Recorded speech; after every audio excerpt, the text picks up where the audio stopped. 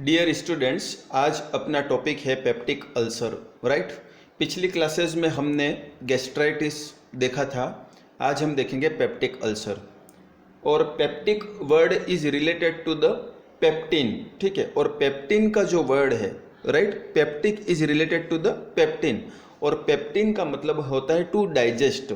ठीक है। पेप्टिन का मतलब क्या होता है? पेप्टिन का मतलब होता है टू डाइजेस्ट। टू डाइजेस्ट मतलब कि आपके जो स्टमक है, स्टमक के अंदर जो डाइजेस्टिव जूस रहता है, जैसे कि रेनिन, पेप्सिन, ठीक है, तो उस तरह के जो सिक्रेशन होते, वहाँ से ये टर्मिनोलॉजी आई है पेप्सिन। ठीक है। और इसका फंक्शन क्या रहता है? To digest. डाइजेशन के लिए ये पेप्सिन्स वगैरह सीक्रेट होते हैं, एसिड सीक्रेट होते हैं। लेकिन यहाँ पर कंडीशन क्या बनती है पेप्टिक अल्सर के अंदर, वो हम डायग्राम्स के जरिए देखेंगे किस तरह से पेप्टिक अल्सर क्रिएट होता है, या कंडीशन क्या है, मेडिकल कंडीशन क्या है, पैथोलॉजी क्या है इसके पीछे। तो ये हो गया स्टमक हो गया, और ये पाइलोरिक स्टेनोसिस हो गया, और ये ड्यूओडिनम हो गया। राइट। अब मैं इसको नॉमिनेट कर देता हूँ। ये स्टमक हो गया, पाइलोरिक स्टेनोसिस पाइलोरस हो गया। राइट। ये स्टमक का ही पार्ट है पाइलोरस, और ये हो गया ड्यूओडिनम, और ये हो गया ईसोफेगस। राइट।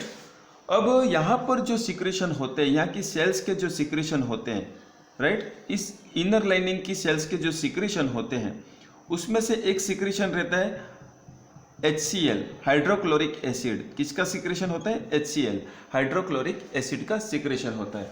और एक्सेसिव सिक्रेट होने के कारण से, एसिड के एक्सेसिव सिक्रेशन होने के कारण से, राइट, एक्सेसिव सिक्रेशन होने के कारण से क्या हो जाएगा? या तो यहाँ पर क्या आ जाएगा? अल्सरेशन आ जाएगा। ठीक है। या फिर अल्सरेशन यहाँ पे आ जाएगा, ड्यूओडिनम में आ जाएगा। या फिर ये एसिड के सिक्रेशन होने से यदि एसिड ऊपर जाता है, ईसोफेगस के लेयर को इरिटेट करता है, तो अल्सरेशन यहाँ पर भी आ सकता है। तो मैं डायग्राम्स के थ्रू ये बताना चाह रहा हूँ कि एसिड के हाइपर सिक्रेशन होने के कारण से, राइट, एसिड जो है इसके हाइपर सिक्रेशन होने के कारण से यदि इसके रिफ्लेक्स होने से यदि ईसोफेगस में अल्सरेशन आता है, तो उस कंडीशन को हम कहेंगे ईसोफेजियल अल्सर। क्या कहेंगे? Oesophageal ulcer. राइट। इसी तरह से यदि एसिड के ज़्यादा सिक्रेशन होने से स्टमक के अंदर अल्सरेशन आता है, इस कंडीशन को हम कहेंगे स्टमक अल्सर। क्या कहेंगे? Stomach ulcer. और यही सिक्रेशन यदि ड्यूओडिनम की इनर लाइनिंग को अल्सरेट कर देता है, तो उसको हम कहेंगे ड्यूओडिनल अल्सर। राइट। तो यहाँ पर 3 मेडिकल कंडीशन अपन एक साथ देख सकते हैं, लेकिन तीनों का इटियोलॉजी क्या है? Increased secretion of the digestive juice. Digestive juice जो है, डाइजेस्टिव एसिड जो है, इन डाइजेस्टिव एसिड का सिक्रेशन ज़्यादा होना, और उस कारण से वहाँ पे जो लाइनिंग रहती है, प्रोटेक्टिव लाइनिंग रहती है,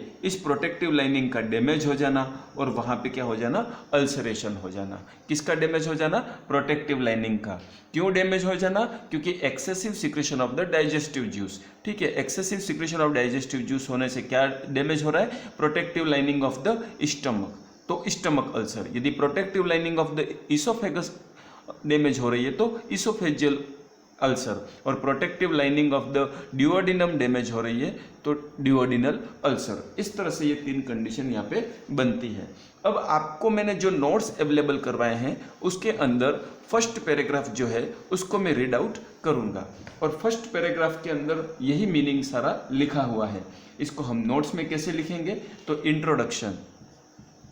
इंट्रोडक्शन को देखिएगा आप। राइट। इंट्रोडक्शन में फर्स्ट नोट्स हम कैसे लिखेंगे?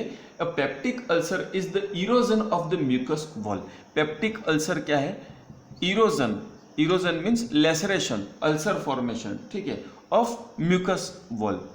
म्यूकस वॉल का अल्सरेशन हो जाना। लेकिन यदि म्यूकस वॉल स्टमक में है, यदि म्यूकस वॉल स्टमक की है, तो स्टमक अल्सर। म्यूकस वॉल यदि ईसोफेगस की है, तो ईसोफेजियल अल्सर। और म्यूकस वॉल यदि ड्यूओडिनम की है, तो ड्यूओडिनल अल्सर। इस तरह से इनके नाम रहते हैं। यहाँ पे हम लिखेंगे peptic ulcer is the erosion of the mucus wall of the stomach. Right. Stomach the first part of the small intestine, जो कि स्टमक जो है वो स्मॉल इंटेस्टाइन के पहले फर्स्ट पार्ट रहता है। An area called duodenum. First part stomach, या तो स्टमक के अंदर, या फिर फर्स्ट पार्ट ऑफ इंटेस्टाइन कौन हो गया? ड्यूओडिनम। ठीक है, डिओडिनम, या तो स्टमक के अंदर या डिओडिनम के अंदर। तो राइट। तीसरा, an ulcer occur when lining of this organ corroded by the acidic digestive juice. जब ये एसिडिक डाइजेस्टिव जूस के द्वारा कॉर्डेड हो जाते हैं, डैमेज्ड हो जाते हैं, राइट, तो which are secreted by the stomach cells. जो एसिड किसके द्वारा सीक्रेट होता है? स्टमक सेल्स के द्वारा सीक्रेट होता है। In the English peptic comes from the Latin word pepticus which comes from the Greek word pepticus, spelling अलग है, प्रोनाउंसिएशन सेम है, which comes from the Greek word peptin, और इन सब का मीनिंग क्या है? To digest. ठीक है, तो डाइजेस्टिव जूस रिलेटेड यदि आपके इंटरनल ऑर्गन्स जैसे कि ईसोफेगस हो गया, स्टमक हो गया या डिओडिनम हो गया, तीनों की यदि इनर लाइनिंग जो है वो यदि कॉर्डेड हो जाती है, डैमेज हो जाती है और अल्सर फॉर्मेशन हो जाता है, इसी को हम क्या कहेंगे? Peptic ulcer, right. क्योंकि ये जो अल्सर बना है वो पेप्टिक जूस से या डाइजेस्टिव जूस से ये के हाइपर सिक्रेशन होने से बना है। तो इस तरह से ये पेप्टिक अल्सर का इंट्रोडक्शन हो जाएगा। तो इंट्रोडक्शन के अंदर जो जो पॉइंट लिखा है सेम टू सेम वैसा के वैसा ही आपको कॉपी करना है, वैसा ही आपको याद करना है, क्योंकि इससे ज़्यादा सिंपल इंट्रोडक्शन आप लिख नहीं सकते हो, बना नहीं सकते हो, राइट। सेकेंड पॉइंट में आपको लिखना है, if the peptic ulcer is located in the stomach it is called gastric ulcer. इसको हम क्या कहेंगे? Gastric ulcer.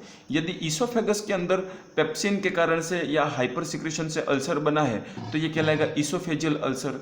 यदि स्टमक के अंदर अल्सरेशन बना हुआ तो इसको हम कहेंगे गैस्ट्रिक अल्सर, और यदि डिओडिनम में बना हुआ है तो इसको हम कहेंगे डिओडिनल अल्सर। इस तरह की ये तीन नाम इसमें रहते हैं, तीन तरह की कंडीशंस होती है, लेकिन तीनों का एटियोलॉजी क्या है? Hyper secretion of the gastric acid.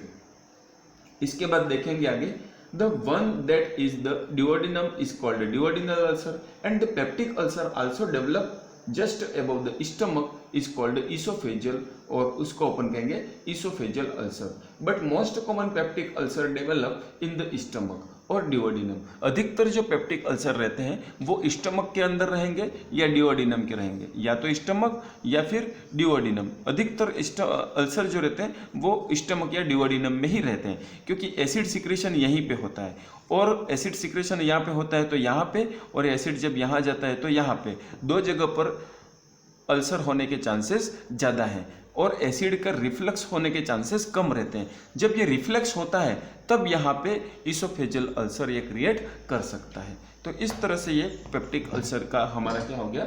Introduction हो गया। बहुत ही सिंपल है इंट्रोडक्शन।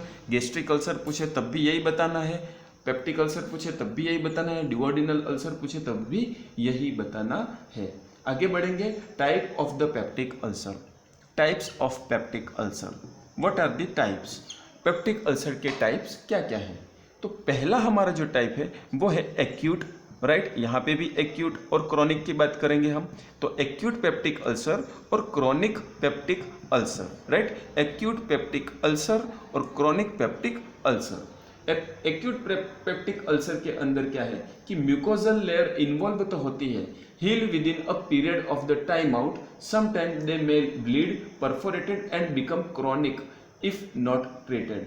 इसका मतलब ये है, सीधा सा मतलब इसका ये है कि ये म्यूकोजल लेयर जो है, इसके अंदर म्यूकोजल लेयर डैमेज होती है, म्यूकोजल लेयर डैमेज होती है, ठीक है, म्यूकोजल डैमेज इसके अंदर होता है। दूसरा इसमें heal within a period of time out, ये कुछ समय के अंदर हील हो जाती है, heal within a period of time out, ठीक है, कुछ समय के अंदर ये क्या हो जाएगा? हील हो जाएगा। तो ये दो पॉइंट आपको लिखने हैं, राइट। इसके बाद दे में ब्लीड, इसके अंदर ब्लीड हो सकता है, यदि अल्सरेशन हुआ, स्मॉल आर्टरी वगैरह डैमेज हुई तो ब्लीडिंग हो जाएगी। और परफोरेटेड, उस दीवार के अंदर होल भी बन सकता है, ठीक है, perforated, perforation means hole formation, या तो ब्लीड हो जाना या फिर उस वॉल पर होल फॉर्मेशन हो जाना। एंड बिकम क्रॉनिक, और ये यदि ट्रीट नहीं किया जाता है तो ये क्रॉनिक में कन्वर्ट हो सकता है, ये लंबे समय तक ग्रोथ कर सकता है। तो ये हो गया पेप्टिक अल्सर एक्यूट वाला। अब हम देखेंगे क्रॉनिक वाला पेप्टिक अल्सर। क्रॉनिक के अंदर क्या होता है कि डीप शार्प एजेस इसके अंदर बन जाते हैं, मतलब कि जो लाइनिंग है ये आपके स्टमक की लाइनिंग है, तो यहाँ पे जो एजेस हैं वो डीप और शार्प बनेंगे इस तरह के ये, क्योंकि इसमें धीरे धीरे डैमेज हुआ है, लंबे समय तक डैमेज हुआ है, तो इतना सारा इसके अंदर क्या हो गया है, ये सब डैमेज हो गया है, ये सब इसमें क्या हो गया डैमेज। तो डीप और शार्प इसके अंदर एजेस बन रहे हैं एंड क्लीन बेस, ठीक। इसके बाद it involve both mucus and submucosa, ये म्यूकस लेयर और म्यूकस लेयर के नीचे पाए जाने वाली सब म्यूकस लेयर, दोनों को ये अफेक्ट करता है, राइट। इसके अंदर म्यूकस लेयर अफेक्ट होती है, इसके अंदर म्यूकस प्लस सब म्यूकोसा दोनों अफेक्ट होते हैं, और डीप शार्प इंजरी इसके अंदर बनती है, राइट। इसके बाद नेक्स्ट है if ulcer penetrate the stomach it also involve the adjacent such as the pancreas, यदि अल्सरेशन इस इंटेस्टाइन को पेनेट्रेट कर दे और ज़्यादा डीप बन जाए, ठीक है, ये इंजरी और ज़्यादा डीप बन जाए, तो क्या हो जाएगा कि बाहर के जो ऑर्गन है जैसे कि पेनक्रियाज वगैरह, तो इन चीज़ों को भी ये क्या हो जाएगा, स्प्रेड हो जाएगा, इनको भी ये डैमेज कर सकता है। तो ये क्या कर रहा है, एडजेसेंट ऑर्गन को भी क्या कर रहा है, डैमेज कर रहा है, क्योंकि इसका जो घाव है, इसकी जो इंजरी है वो बहुत ही क्या है, डीप है, इंजरी क्या है, डीप है। और इंजरी डीप क्यों हुई है, क्योंकि ये इंजरी क्रॉनिकली हुई है, धीरे धीरे बढ़ी है, लंबे समय तक बढ़ी है, इसलिए। तो यहाँ पे एक्यूट अल्सर के अंदर म्यूकोसा डैमेज होती है, इसके अंदर म्यूकोसा प्लस सब म्यूकोसा दोनों डैमेज होती है, इसके अंदर ऑटोमेटिकली हील हो सकता है और ब्लीड या परफोरेट हो सकता है, लेकिन ट्रीट नहीं करे तो ये क्रॉनिक बन सकता है। इसमें लिखना है कि ये म्यूकोसा प्लस सब म्यूकोसा दोनों को ये डैमेज करती है, इसमें डीप शार्प इंजरी बनती है,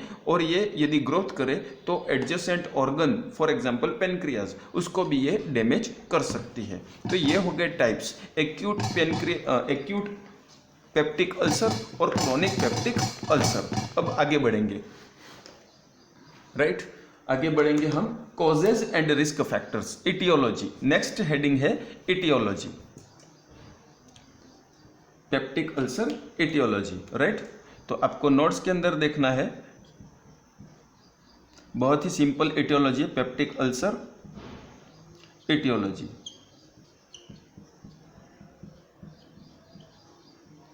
राइट। अब पेप्टिक अल्सर इटियोलॉजी के अंदर पहला क्वेश्चन ये आता है कि ये जो है, जो सिक्रीशन है वो एक्सेसिव क्यों हो रहा है, ठीक है, इरिटेटिंग एसिड प्रोड्यूस क्यों हो रहा है, ठीक है। तो यहाँ पे क्या होता है कि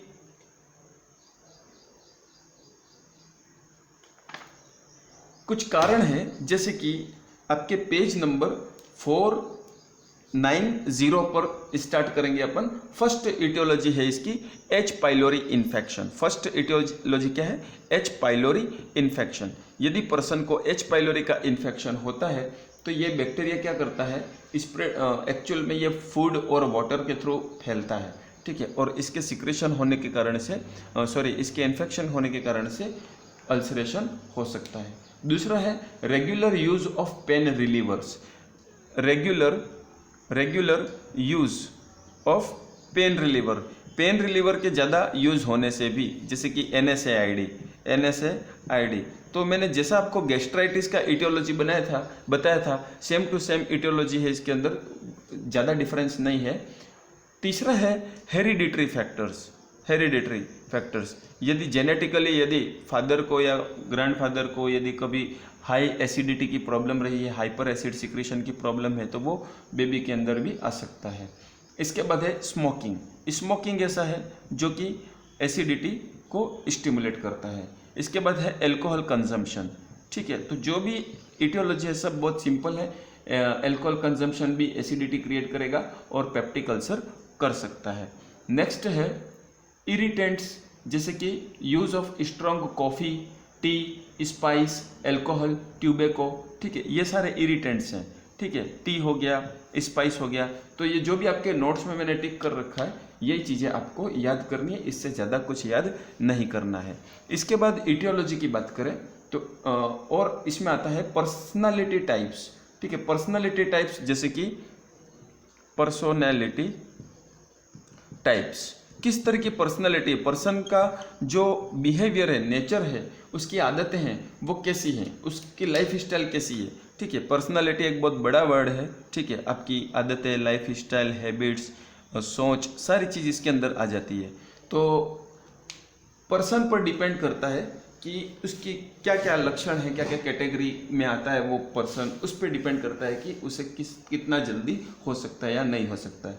तो यहाँ पे जैसे कि पर्सनालिटी टाइप में जो इमोशनल, ठीक है, इमोशनल, एम्बिशियस और अग्रेसिव टाइप के जो पर्सन है, ठीक है, जो more prone to the ulcer, उनको अल्सर ज़्यादा होता है। जो स्ट्रेस ज़्यादा लेते हैं, इमोशनल ज़्यादा लेते हैं, अग्रेसिव रहते हैं, तो क्या होता है कि उनके वेगस नर्व प्रॉपर फंक्शन नहीं करती है। इसका मेंटलिटी का अपना गैस्ट्रिक जूस से क्या फंक्शन है, रिलेशन है, वो मैं बता रहा हूँ। जैसे कि स्टमक है, स्टमक के अंदर गैस्ट्रिक एसिड को सीक्रेट करने के लिए एक नर्व स्टिमुलेशन का काम करती है, जिसको अपन कहते हैं वेगस नर्व, ठीक है। और ये वेगस नर्व की सप्लाई होती है ब्रेन से। कहाँ से होती है? ब्रेन से, राइट। और ब्रेन से वेगस नर्व जो कि आपके हार्ट के कॉन्ट्रैक्शन के लिए भी रिस्पॉन्सिबल है, राइट, और नीचे आके स्टमक के लिए भी रिस्पॉन्सिबल है। तो स्टमक, अब ब्रेन के अंदर यदि इमोशनल, एम्बिशियस या अग्रेसिव या एंग्जाइटी जैसी एक्टिविटी चलती है, राइट, कहाँ पे? ब्रेन के अंदर, तो वो वेगस नर्व को स्टिमुलेट कर सकता है और यहाँ पे हाइपर एसिडिटी सीक्रेट हो सकती है, हाइपर सिक्रेशन एसिडिटी की हो सकती है। तो एक तरह से ये इमोशनली कहीं ना कहीं अपने सोच विचार पे और लाइफ की स्टाइल पे, ठीक है, पर्सन कितना एंग्जियस है, अग्रेसिव है या कितना इमोशनल है, उस पर डिपेंड करता है कि उसे एसिडिटी हो जाए। इसके बाद है मेंटल स्ट्रेस, ठीक है, मेंटल स्ट्रेस सेम वही है। मेंटल स्ट्रेस के अंदर भी कि पेप्टिक अल्सर के चांसेस बढ़ जाते हैं, ठीक है। तो ये सारी चीज़ें क्या है? Causes of the peptic ulcer. आगे बढ़ेंगे, etiology of peptic ulcer. Next heading है अपनी इटियोलॉजी ऑफ पेप्टिक, इटियोलॉजी हमारी हो गई है। नेक्स्ट हम लेंगे पैथोफिजियोलॉजी ऑफ पेप्टिक अल्सर। तो पैथोफिजियोलॉजी, एक सिंपल सी पैथोफिजियोलॉजी मैं आपको बता रहा हूँ। बुक के अंदर थोड़ी लेंथी बताई है, लेकिन मैं उसको सिंप्लीफाई करके बता रहा हूँ कि फर्स्ट पॉइंट आपको लिखना है due to etiological factors. First point क्या लिखना है? पैथोफिजियोलॉजी, ठीक है। पैथोफिजियोलॉजी के लिए फर्स्ट पॉइंट पैथोफिजियोलॉजी, ठीक है। पैथोफिजियोलॉजी फर्स्ट पॉइंट आपने क्या लिखा? ड्यू टू इटियोलॉजिकल फैक्टर, लिख दिया सभी ने। नेक्स्ट, इटियोलॉजिकल फैक्टर के अंदर आप लिख सकते हो सच एज NSAID कंजम्पशन, ठीक है, such as due to etiological factor such as NSAID, ठीक है, NSAID हो गया, या फिर H. पाइलोरी इन्फेक्शन या जेनेटिक फैक्टर हो गया, ठीक है। तो इन सब से क्या हो सकता है? एरो डाउन करना है। सेकेंड लाइन में आपको लिखना है damage mucosal barrier, damage of mucosal barrier, damage of mucosal barrier. अब ये बैरियर वर्ड यहाँ पे कैसे आया? Damage of mucosal barrier, right. तो मैं बता दे रहा हूँ कि ये जैसे कि ये स्टमक है, राइट, पेशेंट का ये स्टमक है और स्टमक की ये लाइनिंग है, राइट, स्टमक की लाइनिंग है। लेकिन स्टमक की लाइनिंग को प्रोटेक्ट करने वाली एक लेयर और रहती है जो स्टमक की लाइनिंग को प्रोटेक्ट करती है। उस लाइनिंग को अपन कहते हैं प्रोटेक्टिव लाइनिंग या म्यूकोजल बैरियर। क्या कहते हैं? या तो प्रोटेक्टिव लाइनिंग या म्यूकोजल बैरियर। तो जो ब्लैक कलर की लाइनिंग आपको दिख रही है वो क्या है? प्रोटेक्टिव लाइनिंग है। और यदि इसका डैमेज होता है, ठीक है, प्रोटेक्टिव लाइनिंग का ड्यू टू इटियोलॉजिकल फैक्टर यदि प्रोटेक्टिव लाइनिंग डैमेज होती है तो ये गैस्ट्रिक अल्सर बना सकता है, राइट। तो इसीलिए यहाँ पे हमने सेकंड पॉइंट क्या लिखा है? Damage of the mucosal barrier. इसके बाद आगे लेंगे infection give the increased gastrin and decreased somatostatin production. तो आपको सिंपल वे में इसको क्या लिख लेना है? Mucosal ulceration and possible bleeding and scarring, ठीक है, एकदम शॉर्ट कर दिया मैंने। क्या लिखना है आपको? Mucosal ulceration and possible bleeding and scarring. लिख लो, mucosal ulceration and possible bleeding and scarring, mucosal ulceration and possible bleeding and scarring, ठीक है। म्यूकोजल डैमेज होने के कारण, प्रोटेक्टिव लेयर के डैमेज होने से म्यूकोजल का क्या हो जाएगा? अल्सरेशन हो जाएगा और ब्लीडिंग हो सकती है या स्कार फॉर्मेशन हो सकते हैं। इसके बाद आगे बढ़ेंगे। नेक्स्ट हमारा ये रहता है, लाइनिंग रहता है कि जो डैमेज्ड म्यूकोस है, अब ये क्या हो गया, म्यूकोस क्या हो गई है, म्यूकोसा क्या हो गई है, डैमेज हो गई है। तो डैमेज्ड म्यूकोस क्या कर सकती है, एक्सेसिव या इनफ अमाउंट में म्यूकस सीक्रेट नहीं कर सकती है। ठीक है, म्यूकस यदि सीक्रेट होता तो स्टमक के अंदर ल्यूब्रिकेशन रहता और स्टमक की लाइनिंग डैमेज नहीं होती, क्योंकि वो एसिड से कॉन्टेक्ट में प्रोटेक्ट करता है, राइट। लेकिन यहाँ पे क्या हुआ, म्यूकोजल मेम्ब्रेन का डैमेज हो गया है। तो अब नेक्स्ट हेडिंग क्या हो जाएगी कि damage of the mucosa could not secrete the enough mucus. क्या लिखेंगे, damage of mucosa, damage, right, मैं ब्लैक में लिखूंगा, damage of mucosa could not, damage of mucosa could not secrete enough mucus, right. Damage of mucosa could not secrete enough mucus. यदि enough amount में mucus नहीं आएगा तो severe ulceration होगा। ठीक है, क्या हो जाएगा, सीवियर अल्सरेशन होगा, और उसी को हम क्या कहते हैं, सीवियर अल्सरेशन हो जाएगा, राइट। अब आपको थोड़ा दिख नहीं रहा है, थोड़ा सा वेट करना है, सीवियर अल्सरेशन हो जाएगा, और उसी को हम क्या कहेंगे, पेप्टिक अल्सर। उसी के लिए हम क्या लिखेंगे लास्ट में, पेप्टिक अल्सर। तो ये सारी आपकी क्या हो गई, पैथोफिजियोलॉजी हो गई। ठीक है, फिर से देखेंगे पैथोफिजियोलॉजी की। पहला मैंने क्या बताया, due to etiological factor such as the NSAID and pyloric और जेनेटिक फैक्टर, इस तरह के जो फैक्टर्स हैं उससे क्या हो जाएगा, damage of the protective mucosal membrane या damage of the mucosal barrier. Mucosal barrier के डैमेज होने से म्यूकोसा डैमेज हो जाएगी। तो सेकेंड लाइन में हमने लिखा mucosa ulceration and possible bleeding and scarring, mucosa damage हो गई। अब आगे बढ़ेंगे, म्यूकोजा के डैमेज होने से क्या हो जाएगा, सिक्रेशन कम हो जाएगा। तो क्या लिखेंगे, डैमेज ऑफ द म्यूकोजा, ठीक है, damage of the mucosa can not secrete the enough mucus, can not secrete enough mucus. इसके बाद लिखेंगे सीवियर अल्सरेशन, और लास्ट में क्या हो जाएगा, पेप्टिक अल्सर हो जाएगा। तो ये बहुत सिंपल पैथोफिजियोलॉजी है, और इसी को आपको लिखना है, इसी को सुन के नोट्स बना देने हैं, राइट, और इसी को याद करना है। आगे बढ़ेंगे।